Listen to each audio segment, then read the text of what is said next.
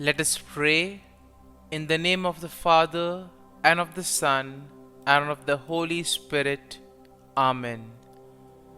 O Jesus, through the Immaculate Heart of Mary, I offer you my prayers, works, joys, and sufferings on this day for all the intentions of your Sacred Heart, in union with the holy sacrifice of the Mass throughout the world, in reparation for my sins, for the intentions of all my relatives and friends, and in particular for the intentions of the Holy Father. Amen. Let us pray for the intentions of the Holy Father for the month of September, for the cry of the earth. We pray that each one of us will hear and take to heart the cry of the earth and of victims of natural disasters and climatic change, and that all will undertake to personally care for the world in which we live. Our Father, who art in heaven, hallowed be thy name. Thy kingdom come, thy will be done, on earth as it is in heaven. Give us this day our daily bread, and forgive us our trespasses, as we forgive those who trespass against us. And lead us not into temptation, but deliver us from evil. Amen. Hail Mary, full of grace, the Lord is with you. Blessed are you amongst women, and blessed is the fruit of thy womb, Jesus. Holy Mary, Mother of God, pray for us sinners, now and at the hour of our death. Amen. Glory be to the Father, and to the Son, and to the Holy Spirit, as it was in the beginning, is now, and ever shall be, world without end. Amen. My dear friends, the Word of God welcomes us this morning. And as we begin this day, let us begin by spending time with the Lord. As we have decided to welcome this day in the presence of the Lord, let us begin by thanking Him for all that He has done for us, all the blessings that He has bestowed on us, and most importantly, for all the graces, for all the favors that He has given us right from our birth till now. On many occasions, we see that because we are caught up with so many other activities, because of our busy schedule, we don't pay attention to these small details that are there in our lives. Very often, these graces, these blessings, which are so important in our lives, are kept aside. And therefore today, as we begin today's morning prayer, we ask the Lord to give us the grace so that we may be able to appreciate the good things that He has done for us. And therefore, it is appropriate that we begin today's prayer by thanking the Lord for all that He has done for us. First and foremost, we thank the Lord for the gift of life, for giving us talents, abilities, and various opportunities in our lives. We also thank the Lord for the gift of our family members, friends, relatives, near and dear ones, and all those who play a very important role in our lives. Now we see that there are so many people who have been instrumental in our lives in so many ways. These people have dedicated their time and effort, and thus they have shaped and helped us become who we are. And therefore we thank the Lord for their presence in our lives, and we also ask the Lord to bless them so that they may be able to have the fullness of life. We also thank the Lord for the gift of this day, yet another day that we have been given to make good use of our talents, of our abilities, and more importantly, to make a difference not only in our lives but also in the lives of those around us. We also thank the Lord for the various opportunities that He has given us. Opportunities to put our talents, to put our abilities to use. And at the same time, opportunities to help others make a difference in their lives. Lord, we also want to thank You for all the experiences that You have given us. Some of these experiences may be really good. We may want to cherish these experiences. But there may be other experiences which may be bitter, which may be harsh. Nonetheless, these bitter experiences may have taught us a lot in life. These are the experiences that have made us stronger.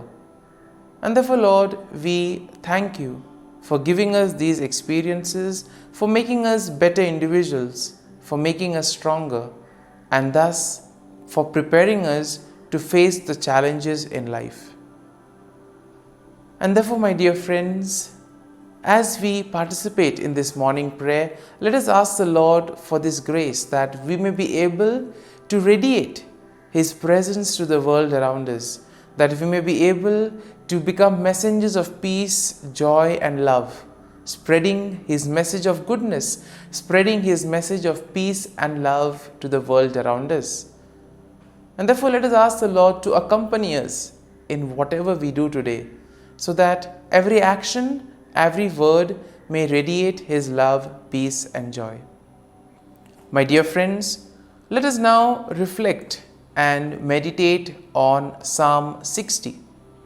As usual, we shall have a general overview of the psalm. We shall, in general, just take a look at what the psalm is exactly trying to tell us, what are the themes that are present in the psalm. And then we shall take a look at the psalm in detail, looking at each of these themes, each of these aspects in detail.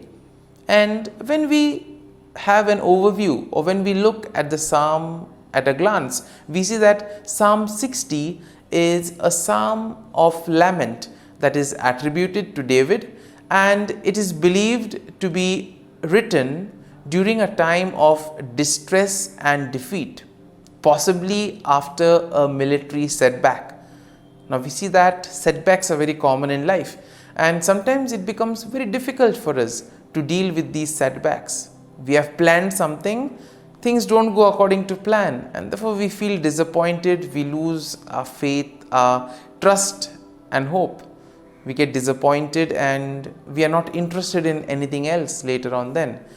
And possibly in those moments, this is a psalm that can help us to collect ourselves, to rejuvenate, to place our faith and trust in the Lord and allow Him to bring us out of that situation. Now, we see that the psalm can be divided in 4 main sections. And in verses 1 to 3, we see that there is an acknowledgement of God's rejection and a plea for restoration. In the second section, we see a reflection of God's past deliverance and a request for His help. And this we will find in verses 4 to 8. In verses 9 to 11, we see there is a cry for God's intervention against the enemy. And finally, in verses 12 to 14, there is a declaration of confidence in God's victory. And therefore, overall, when we take a look at Psalm 60, we see that Psalm 60 will reflect on David's plea for restoration and victory in the face of distress and defeat. And this psalm highlights the importance of seeking God's help and acknowledging His power and deliverance. This psalm can also serve as a reminder of the need to depend on God's intervention, especially in times of trouble, and to trust in the faithfulness of the Lord and thus rejoice in the victory that the Lord provides us. And now let us take a look at the psalm in detail. Now, in the first section of the psalm, we see that David acknowledges the sense of God's rejection and he pleads for restoration. So in a way here we see that David is probably sensing that he has gone away from the Lord, and therefore now he wants to restore back. He wants to come back to the Lord. He wants to undo the wrong that he has done.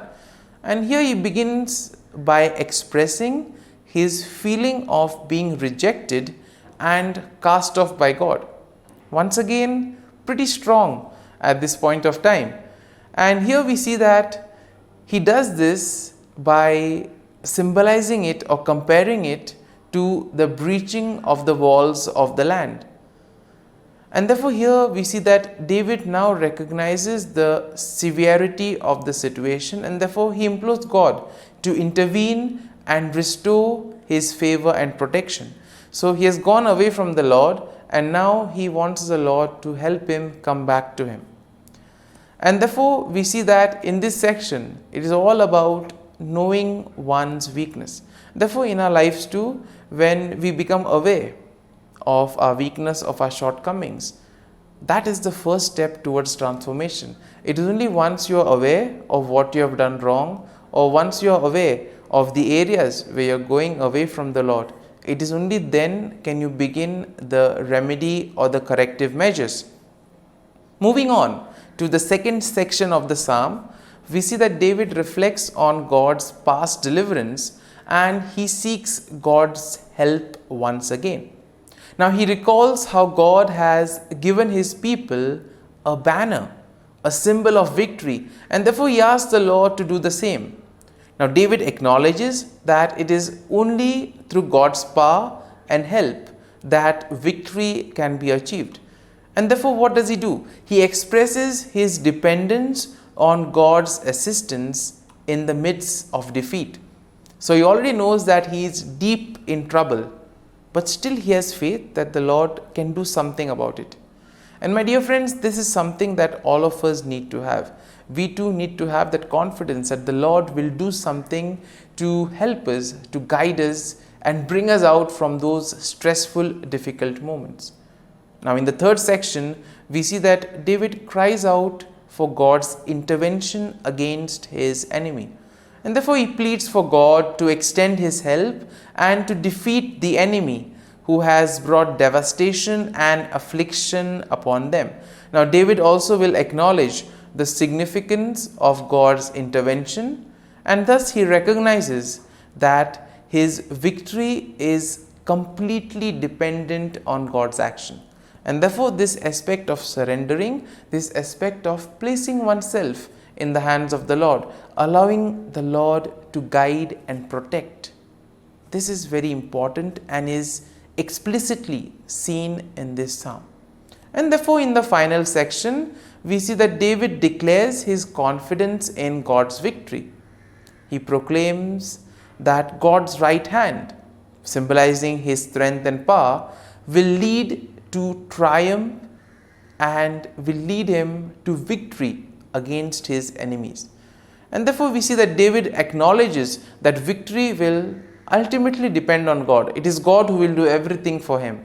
And thus he expresses that he himself needs to place his faith and trust in the Lord, and that the Lord will act on behalf of him and also on behalf of all the people.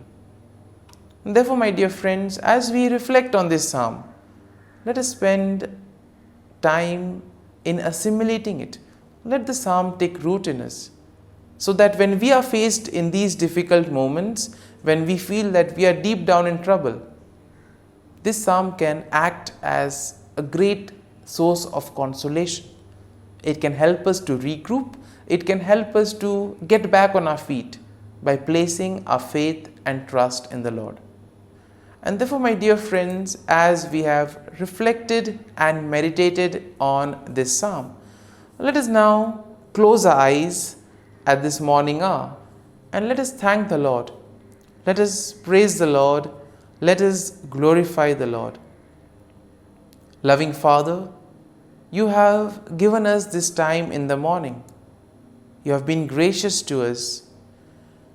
You have given us your Son, our Lord Jesus Christ, who has cleansed us from our sin. He has taken away all our sins and He has given us a new life. Lord, we thank You for giving us the Holy Spirit. And therefore, Lord, we ask You to bless us and protect us at every step of the way.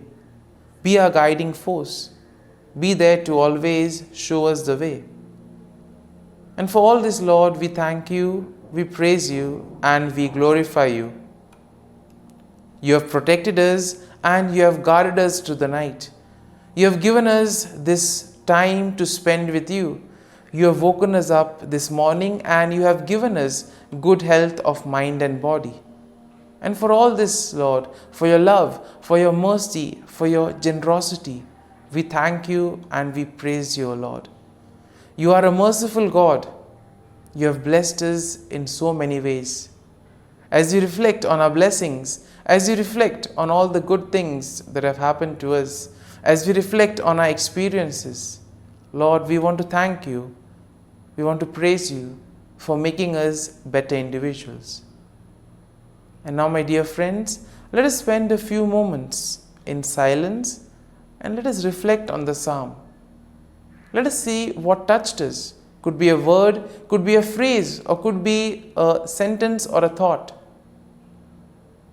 Remain with that and allow the psalm to take root in you, so that ultimately your words, your actions will radiate the love, peace, and joy of Christ to the world around.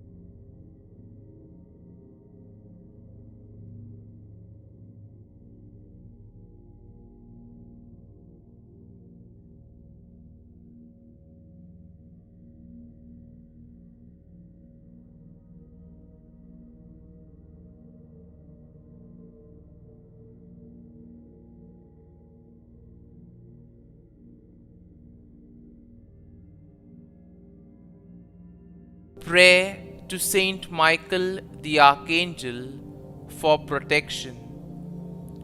Saint Michael the Archangel, defend us in battle. Be our defense against the wickedness and snares of the devil. May God rebuke him, we humbly pray. And do Thou, O Prince of the heavenly hosts, by the power of God, thrust into hell Satan and all the evil spirits who prowl about the world, seeking the ruin of souls. Amen. Act of Adoration. O Sacrament most holy, O Sacrament divine, all praise and all thanksgiving be every moment Thine. Saint Gertrude Prayer for souls in purgatory. Eternal Father, I offer Thee the most precious blood of Thy divine Son, Jesus, in union with the masses said throughout the world today, for all the holy souls in purgatory, for sinners everywhere, for sinners in the universal church, those in my own home and within my family. Amen. May the divine assistance remain always with us, and may the souls of the faithful departed through the mercy of God rest in peace. Amen. Glory be to the Father, and to the Son, and to the Holy Spirit, as it was in the beginning, is now, and ever shall be, world without end. Amen.